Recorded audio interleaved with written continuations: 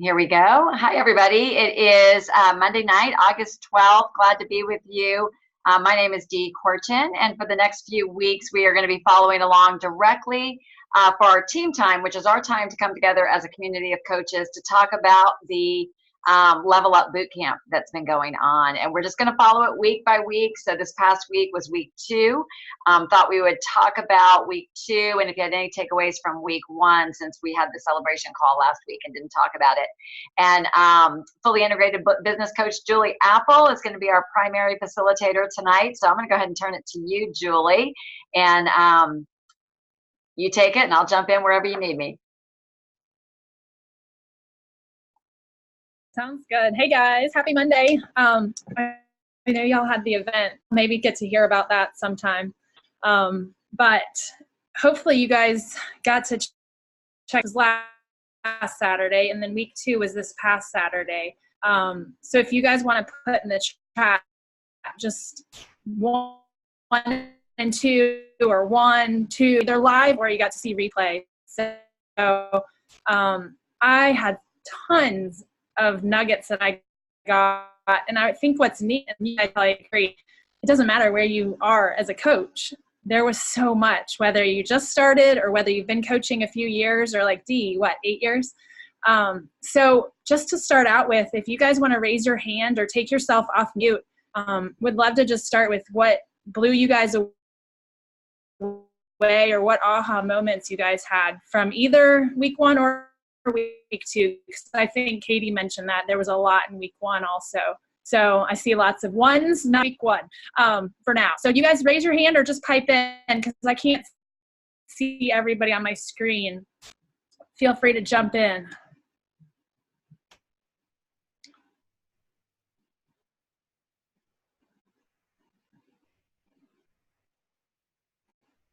I'll start if nobody else wants to start.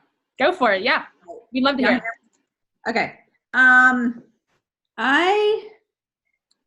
got a lot out of week 1. It was kind of a turning point for me because I figured out why I couldn't dream is because I'm too practical. My husband's told me that many years. And I just didn't really understand how that was an issue. So it was interesting. I was just telling him before we took the call that he's been telling me these things, like in his business, he's been doing, building relationships. All this stuff. And I paid zero attention to it because it didn't really apply to me. So then when I watched week 1, I went, oh my God, there it is. Everything he had said for 25 years was in week 1. So I went to him and I said, you do know what you're talking about. So there you go. So what I took from that was the main thing from week 1 was, I think it was Johnny, who said, when you're working for someone else, you're building someone else's dream, not yours. And that really spoke to me because I've never minded being an employee. I'm like, I don't have to bring it home. I do what I'm supposed to do, and it works. Well, that was like all of a sudden I went, got it. This is my dream. This is my time. I'm investing in myself and my family and my kids. So that was kind of my turning point as far as what I need to do to crank it up and make it happen for my dreams. So that was huge. And then having a clear goal and the micro habits, I've put that into all my health assessments. I've put that into all my client calls this week and last week, telling them to pick one micro habit to work on. I found that a lot of my clients are struggling because they get overwhelmed by a lot of like, okay, I want to lose the 30 pounds, but I'm finding that if I focus on, okay, 1 week they'll be great with their water. The next week, one client said she had 12 ounces of water. like one day. And I went, okay, let's go back. So we focused on one, goal that week, which they could identify with. And I think it really helped them. And I don't know about y'all, but with Labor Day coming up, I've really thrown that in there. Like, okay, it's 3 weeks. Well, this is last week, I guess. 3 weeks till Labor Day. What can we change by Labor Day? Really spoke to a lot of people. So those are for my things from week 1. So. Yes, thanks, Katie. Yeah, those are awesome. I think that maybe it was Terry Miller that after Johnny spoke, she said, and I posted the little image I had made, but what she said to me was so powerful. And she said, be the dominant force for the choices in your life. And that was exactly what Johnny was saying. Like, he had all these employers just telling him and cutting him off and firing him, and everything else was decided for him. And then once he became a coach, he was able to choose everything for himself, taking care of his health, taking care of his clients, building a business, helping coaches. So he designed all that, which is what's so awesome that we all can do, right? So that I thought was one of the neat my takeaways too. So thanks for sharing, Katie. Anybody else that wants to piggyback off that? Or Carol, go ahead. Well, it wasn't piggybacking off that, actually. It was going into week 2. I thought it was really, really creative when they said have a system to have private conversations with all of our friends every month, which is a huge task for many people that have hundreds of friends and are continually expanding upon that. And so I love that their solution was just to break it down by saying on the first of the month, you reach out and private message your A friends and your B friends on the 2nd and your C friends on the 3rd. And I thought that made it a task that it's something I haven't done before, but it made it really, taking that big old elephant and making it one bite at a time doesn't make it so daunting. So have you started implementing it, Carol? No, I just saw it today. Okay, you just watched it. Because I watched the rest of I caught most of it live, and then I saw the last 10 minutes today, and I thought that was so powerful. So has anybody today gone through and done that? Just that's on it, Frank, y'all. How was it in your experience today? Yeah. So first of all, I didn't realize that on Facebook, on your phone, all your friends are in alphabetical order, and on the computer, they're not necessarily in alphabetical order. I was like, really? As soon as I watched that, I pulled my phone out like, oh my gosh, they're in alphabetical order. So then I did it right as I was watching the video. I went right to my A's and I just went to their page and made a few comments, and it actually worked.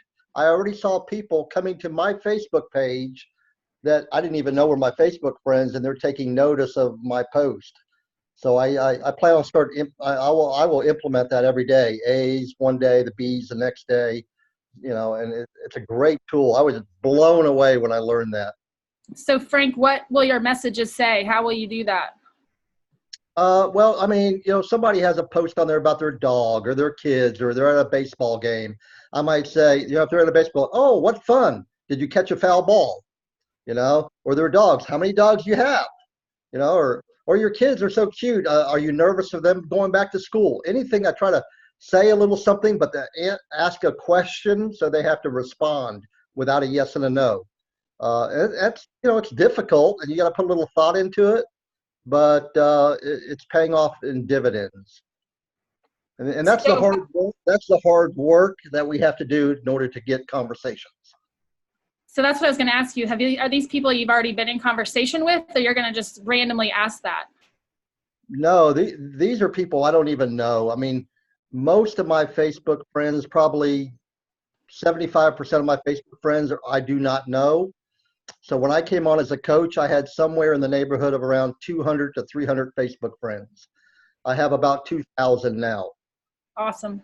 So, I just keep adding Facebook friends every day, kind of clean up my page about once a month, take people off that for whatever reason I don't want on my page, and just keep adding friends. But I don't know 75 or 80% of my friends. I don't know who they are. I just add them, and I just have conversations with those people. And I hope to get to 5,000, the limit on Facebook, in the near future. I just add 3 or 4 every day, 3 or 4 every day. That's so smart. Yep. Cool. Well, I'll have to report back to hear how all their messages are going. Or share it in our group. I think that would be awesome. Put that in our group page and share how your conversations are going as you guys we're all doing it. And hold us each accountable, right? Because that's kind of scary to me to think I'm just going to start randomly messaging these people that I haven't talked with in 15 years. Put a chat in the chat if that makes you nervous too, because that's definitely something I'm like, I don't know about that. Yeah. So I think they said it, they did a really good job about making sure it's an authentic message and it's a real post. You don't want to come across as like the salesperson and a creeper, So I want to preface and say, gosh, it's been fun following you for 10 ideas or ways you've done that's worked well. I'd love to hear if somebody's doing that, just messaging well.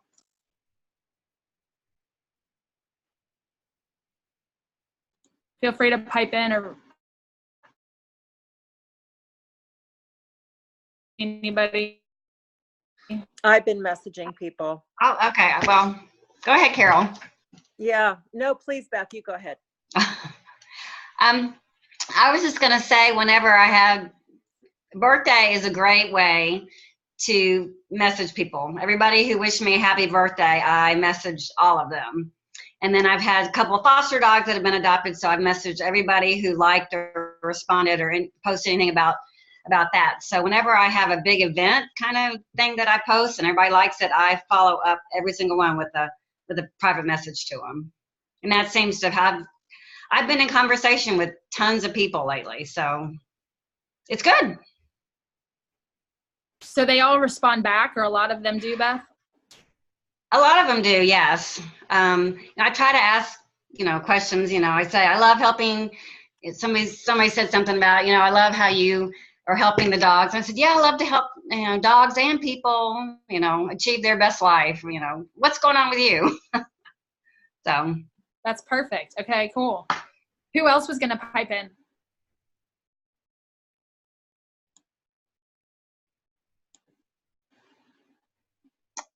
Yeah, I was just going to share, definitely an area that I could continue to improve on is the private message conversations. And I think I saw that they're going to do a training this week, which I'm excited about. But like Beth, I found the happy birthday one to be a really good one, because somewhere along the way it was described that when somebody gets all those happy birthdays in their feed, they don't, they might just like it, but very few actually private message. So I always private message. I usually say something like, hey, happy birthday. I hope you're celebrated big. Tell me what you're doing for fun. And so I always end with a question, so they'll come back and like try to get a little bit of banter going. And then I do a lot of like personal posts, and people that just like my personal post or like pictures of Larry and I hiking, people will come out of the woodwork for those. So then I'll just use them like, oh my gosh, I haven't heard from you in a while. Tell me what's going on in your life.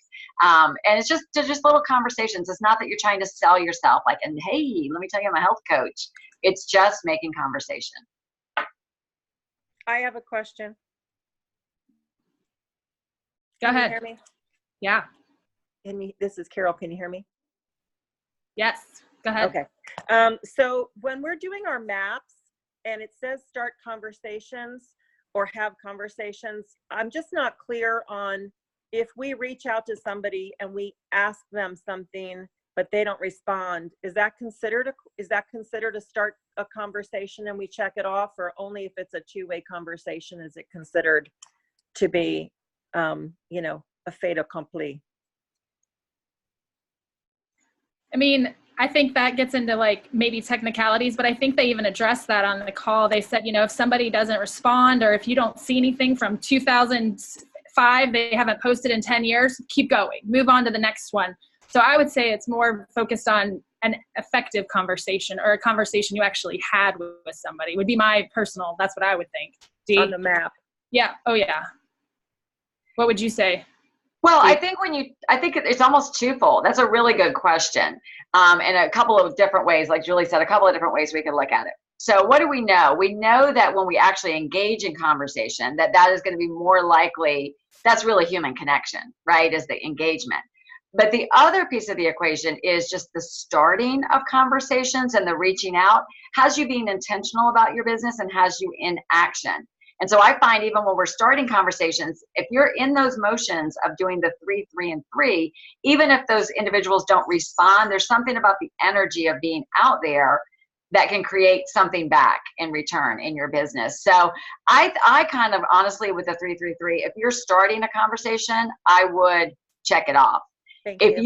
What would be a really good idea would be to go back and highlight how many people actually responded back and forth and get an idea of how many are actually engaging in true conversation. But I really think that the intention of it is to have you in action, in motion, and reaching the people consistently. Thanks. When I worked, that's good, because when I worked in real estate, they always said activity breeds activity. So when they would see like cars, people drive by and see cars outside the model homes, more cars pull in. So it's kind of the same thing as we're coaching clients and we're excited and sharing on Facebook and starting conversation. That activity breeds even more activity, right? For us and for our clients and coaches. So it's a great point, Carol. What else? Anything else that you guys wanted to add to that, or something else that stood out to you guys from 1 or 2? I have a quick question, Julie. Yeah. And I just checked it again. So I looked from my phone and I looked from the iPad, and I get the same list as my desktop does. I don't get the alphabetized. So I don't know if anybody else had that problem yet. If you've looked, yeah, you Carol. So I don't know what that's about, but I still worked on it, and I just went through and I just kept. I kind of scrolled through my list, and I kind of just kept a running list over on my quadrants that I had started that I would use. That didn't work for me. The ABCs didn't work for me. Interesting. When you went to your friends list, you're talking about when you say view all friends. Yeah. So I'm looking at it on the iPad right now just to make sure so my iPad and my phone look the same, and it just gives me it used to be the same thing that I see on my desktop, and it's like like D's on there, like near the top, because of my interaction with her, the algorithm thing. So I don't know. So I've got like 1,000 friends, so that's going to be really hard to manage. Hey, Julie. Anybody got one of the things that one of the things that I noticed on my phone is when I look at my friends from the main page, it said they're not in alphabetical order. But when I go to my profile and I click on my friends, they are by first name. So it just may be like the difference in looking at those 2 places. That's a great point, because I went to my profile and then went to view friends, and that's where it was alphabetical. Okay, I'll try that. Let me do that. I'm gonna look at that right now. Yeah, and if you guys maybe just post it in our group and we can try to work through it, because that's a great point. We want to be able to actually use the system effectively, right? So is it alphabetized by first name? Is that right? Now I see that. Now I see that. Yep, that's how mine was. Okay, that makes sense. And then you could just, what's the easiest? Would y'all just click on their profile and hit message? Yeah. Yeah, that's what I thought. And so I went and just like you said, I like to post, commented on a post, and then send a message. So, and I even, one thing I did do on the birthday thought was if that, if I know it's gonna be a busy day tomorrow and it'll say upcoming birthdays, then I'll go ahead and say, hey, I see you got a birthday coming up tomorrow. I hope you have a great day. And that's as a message. But if you do it as a happy birthday on their wall, then other people see it because you're tagging them on it. Yeah. It's all good. I don't know what's better. Well, most people, I think, get inundated by so many birthday messages. It's actually kind of a good idea to do it a day before or a couple of days later. I actually think that's pretty genius, because if you're 3,000 messages on your birthday, it's a little overwhelming. So you could be strategic about it. I think it's also really important, as Frank and Dee mentioned, that you ask a question. So it isn't just saying, hey, happy birthday, but did you do something fun, or how did you celebrate? Because the whole idea is to start a back and forth conversation. So if you just make a statement without asking them a question, that's not as likely to occur. Absolutely. Such a good point. It's like ping pong, right? You want the ball to go back and forth. Otherwise, it just kind of dies. Who else? Or what else?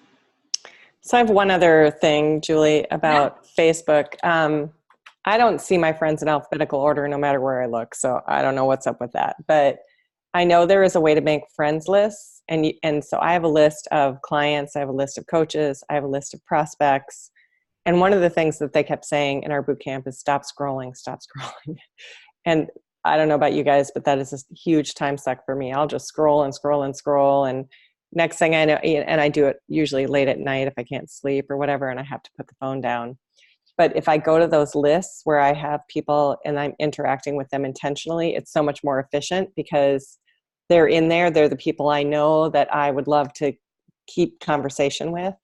And so I interact with their posts and then I'm done. That's so smart. Yep. I mean, I'm sure put in the chat, yes, if you've been guilty of that in the past like 3 days. I definitely have. And it really made me think about it after listening on Saturday. I'm like, gosh, just being aware of it is a huge first step. You know, like I'm sucked into Facebook again. So I think being intentional is definitely smart. Yeah, all the me's. Yeah, so good. Such a good point, Lisa. Julie, can I piggyback that? Sure. That's what was a game changer for me also, was that I used to just scroll and scroll and scroll, and I never understood, I never heard the reason why you don't scroll your newsfeed. I never heard it. I just heard don't do it. So I just didn't understand. No one said why. And then when I heard the why, that I was like, okay, let's be more, but I didn't know how. Again, I think the today's week 2, where it says, is your structure clear? I think that's what I worked on the last 2 weeks, is that I never had like a time limit that I said, okay, I'll do social media for 20 minutes. I never did that. I just would do it. And it did. It was just such a waster.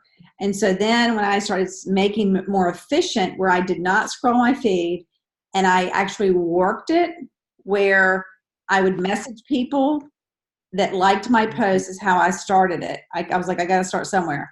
And it was like, okay. And then I started conversations, and then I had like I was working it, like Lisa said. I was actually like making it productive versus just wasting the time. And then I got off and I was like, it had been like 30 minutes by the time I finished with that conversation. But I was like, I felt productive. And I ended up getting a client from it a day later, because I was like, okay, I reconnected and it actually does work. So I was like very, very resisting that. So I agree with Lisa. It really does help if you put a limit to your time block to it. Yeah. Absolutely. That's so good. I have a question. Yeah. So if there's limited, really, really limited time, and we have a choice between responding to people that commented or working our A friends, B friends, C friends, which should take the priority? Who has a good answer that they feel confident or have experience? I'll answer that. Okay. Yeah, I'll answer that. I'm thinking how does the old saying go? A bird in the bush is better than, and one in the hand is better than two in the bush. Yep. If I'm already engaging in a conversation, I'm going to keep that conversation going rather than hoping to get a conversation by hitting the list. Great suggestion. Thank you. Yep. I'd say what makes the most sense for your time, right? Like, what do you feel like will lead to something like a health assessment? Plus, I was going to say it depends. If the ones you're responding to, you've been responding to for 2 years and not going anywhere, you might want to go to the list. So It just depends. Yeah, I was going to agree with what Carol said. I think you have to use your judgment. If these are people that watch your post all the time, you know they're seeing them. And they talked about, it really was a light bulb moment for me today when I watched it, when they said, when you're working your list, it's to increase the algorithms or play the algorithms so that more people start seeing your post for more engagement. So, but they will be, one thing I think that we definitely could be doing is, and it sounds like Beth Bilton probably does a really good job with this, but actually working your existing post and letting them be, and really maximizing the interaction that you have with them. And they said they'd do some more training on that this week. But yeah, what kind they of a call vague answer. Don't post and ghost. I love that. I'm guilty of that myself. So that hit well, me. Post and ghost is almost like we're checking it off the list, right? Oh, good, I'm done. You know, I did it. Check. You know, but it's really want to be doing more thoughtful, engaging posts to get that engagement. It's almost better to do fewer that are more thoughtful and get interaction than just slapping them out there. And I've been guilty of it all. So. Oh yeah, definitely. There was one other thing before time is up that I thought was really powerful, and I want to make sure that it got emphasized, because I think it's something we easily forget. But when they were talking about health assessments and what you do afterwards, what you do to finish it, something I think it was either Ashley Miller or Terry Miller said, what you do the 10 minutes after an assessment, you're either setting up a client or you're following up with a client. And I thought that was really powerful. So you're taking those 10 minutes after either way. So just make sure you follow up. And one other really key thing I thought was so helpful, and I try to do this at every health assessment before I hang up, if they haven't started and they're not ready to start, I ask them, so is it good? Maybe we'll just catch up on Friday. I'll just touch base with you and see what your thoughts are, where you're at, what you're thinking. Is that okay? And get agreement so that it doesn't feel weird and awkward to follow up after the fact, you know? So I always make that a point to go ahead and set that stage right there. And then they're expecting it. You can put it on your calendar for follow-up Friday and take care of it. Then and there, do it. And you don't have to feel weird about it and start thinking in your head, well, should I text them? What should I do? You know, because that gets really tricky too. So put in the chat if that was something that hit you as well, but I try to make a point of that. So that was a good point. And then I think it was Carol actually just said, you know, get their email address, ask them, hey, is it okay if I go ahead and add you to my, you know, my weekly newsletter? It's filled with healthy tips, inspiration, recipes. I never have anybody say no. And then you've got them on your contact list and they will receive your information. But yeah, Terry Miller reinforced that, getting that permission to follow up, and then it doesn't feel weird to any of them. And I'll tell you, a lot of people, when I'll ask the question, hey, so when would you like me to follow up with you? And they always surprise me. It's always way sooner than I think that it would be. That's good. Yeah, because then you're getting their permission and what their state's good. That's great. All right. Well, these boot camps they're jam-packed with information. And so I really like it. It's really geared towards a newer coach or just leveling up and making sure we are buttoning up and covering all the basics. So whether you are a new coach or experienced coach or a coach who's now coaching coaches, I think we can all benefit from it. So take your time with this. There were a lot of topics covered that we didn't even talk about tonight. So if you didn't get a chance to watch it, I would highly, highly encourage it. Thank you guys for investing in yourself. We have 43 people on this call. So it's such an important thing to be part of community. We had a really great local event in Boone, North Carolina this past weekend. We've got an event coming up in Atlanta on September 7th. So if you live in this area or can get to Atlanta, we would love to have you. I think Charlotte is talking about planning an event. And this is something that you can do wherever you live. Like, I don't want you to ever feel like, well, must be nice, but I don't live in that area. Everywhere there's ever been an event, somebody created it, somebody started it. And we will support you. Talk to your business coach about it, what it can look like. It can be something small, usually a good way to start. But we would love to help you do that because we know that community is everything, right? It really makes a difference. So we will go ahead and head over. We've got Dr. A's call. You've got all the other Zoom links for tonight's calls are on our Facebook page, and you should have received an email about it. But we appreciate all that you do. We're in the middle of the month. Stay strong and consistent with your goals, and we'll see you next time. Bye.